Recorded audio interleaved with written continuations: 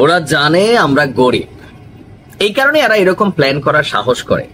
আর আমাদের মতন গরিবরা এই ধরনের সুযোগ পাইলে আমাদের মতন দেশের সরকাররা এগুলো নিয়ে প্রাউড করে। কিন্তু টাকার জন্য বা টাকার লোভে অন্তত এই ধরনের মিশনে কোনোভাবেই যাওয়া উচিত না, কোনোভাবেই না। এখানে ট্রাম্প বা আমেরিকা বেসিক্যালি তাদের যে পরিকল্পনাগুলা বাংলাদেশ সেনাবাহিনী নিয়ে এই মুহূর্তে খুবই ষড়যন্ত্রমূলক আমার কাছে মনে হয়েছে। কেরে বাবা, তোরা না পৃথিবীর সবচেয়ে শক্তিশালী সেনাবাহিনী, তো তোদের লোক পাঠাবে আমাদের সেনাবাহিনী, নৌবাহিনী, বিমান বাহিনী। ইভেন আমরা এগুলোতে যাব কেন?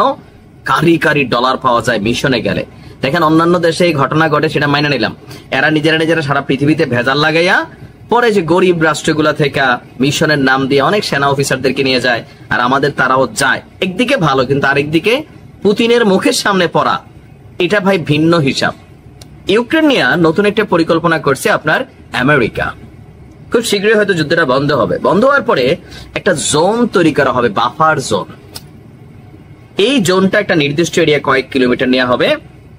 সেইখানে পাহারা দিবে কে, দায়িত্ব পালন করবে কে? বাংলাদেশের সেনাবাহিনীকে চয়েস করা হয়েছে এবং সৌদির। তো সৌদিতে আসলে সৌদির নিজস্ব লোক সেনাবাহিনীতে কাজ করে কিনা আমি জানি না, বা সেখানে সৌদি যাবেও কিনা, কিন্তু বাংলাদেশ যাবে। আচ্ছা, প্ল্যানটা শোনেন।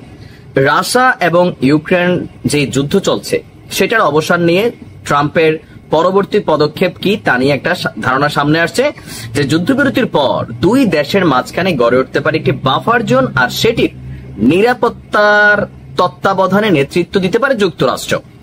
মার্কিন গণমাধ্যম এবিসি নিউজ বলছে শুধু আমেরিকা নয়, বাফার জোনের স্থিতিশীলতা নিশ্চিত করতে সেখানে মোতায়েন করা হতে পারে ন্যাটো বহির্ভূত দেশগুলোর সেনা। তো ন্যাটো তো পুরোটা ইউরোপে, এর বাইরে কারা আছে? আমাদের মতন গরিব মিসকিন দেশগুলা। যেখানে আলোচনায় এসেছে সৌদি আরব, বাংলাদেশ সহ একাধিক দেশের নাম। সৌদি সম্ভবত যাবে না, আর গেলেও তারা কমান্ডিং এ থাকবে, আমাদের তারা দিয়ে দিবে মাঠ পর্যায়ে পুতিনের বড় বড় মিসাইলের সামনে। প্রতিবেদনটি বলছে পরিকল্পিত বাফার জোন হবে এবং একটি বৃহৎ নিরস্ত্রীকরণ এলাকা, যাতে রাশিয়ার ভবিষ্যৎ আগ্রাসন ঠেকানো যায়। সৌদি কিংবা বাংলাদেশের সেনাদের অংশগ্রহণ সেই নিরাপত্তা জোরদার করবে বলেই মনে করছে যুক্তরাষ্ট্রের নীতি নির্ধারকরা। বাংলাদেশ সেনাবাহিনীর সুনাম আছে দেশের ভিতরে। আমাদেরকে এখন ইতিহাসের সর্বনিম্ন পর্যায়ে বাংলাদেশ সেনাবাহিনীর মান মর্যাদা প্রতিনিয়ত ভুলণ্ঠিত হচ্ছে অনেকের কাছেই। সেনাবাহিনী ধৈর্যের পরিচয় দিচ্ছে, কিন্তু দেশের বাহিরে সেনাবাহিনী মিশনগুলোতে যখন যাচ্ছে, জাতিসংঘ বা বিভিন্ন জায়গায় পজিটিভ বার্তা রাখছে। আমাদের অনেক ভাইরা কুয়েতেও অনেক দায়িত্ব পালন করছেন, আমারও পরিচিত আছে, যে মিশনের পরেও তো ওই দেশের সরকার তাদেরকে সেখানে রাইখা দেয়।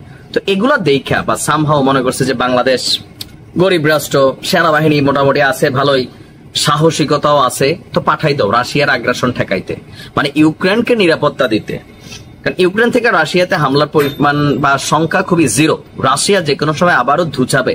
তো যখন ধুচাইতে আসবে তখন আমাদের যারা ভাইরা বা পুলিশ, সেনাবাহিনী, বিজিবি, আই ডোন্ট নো কোথায় কোথায় থেকে যাবে, তাদের জীবন আসলে অনিরাপদ থাকবে। পৃথিবীর অন্যান্য দেশে আমাদের মিশনের জন্য আরো হাজার হাজার সেনাবাহিনীর লোক যাক, কিন্তু এই অঞ্চলে আমি যতটুকু বুঝতে পারতেছি বাফার জোনে এখানে যাওয়া কোনোভাবেই উচিত হবে না।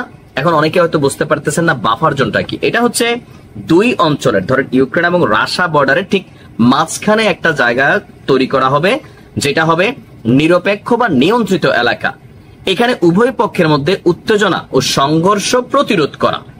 তো এটা কি আমেরিকা তাদের সেনাবাহিনী কেন পাঠাচ্ছে না? দেখেন সারা পৃথিবীর বিভিন্ন দেশে এরা এদের সেনাবাহিনী পালে, সৌদিতে পালে, পৃথিবীর আরব দেশগুলোতে পালে, আমি যে দেশে আছি এই দেশেও এদের সেনাবাহিনী পালে। তো এরা নিজস্ব বেতন দিয়া কেন ওইখানে নিয়ে নিজস্ব লোক বসাইতেছে না? কারণ এরা জানে পুতিন ঝুঁকবে না, মাঝে মাঝে মারবে সালা। এখানে লাশ পড়বে বাফার জোনে, আর বাফার জোনে কাদের লাশ পড়বে? বাঙালির। আমার মনে হয় সরকারের উচিত হবে অন্তত এই ইস্যুতে কনসেন্ট্রেশন না নেওয়া, বা যারা যাবেন সেনাবাহিনীর ভাইরা বুঝা যায়েন কোথায় যাচ্ছেন, পুতিন কাকুর কাছে। বিপরীতে আর কি লড়াইটা। ভালো থাকুন।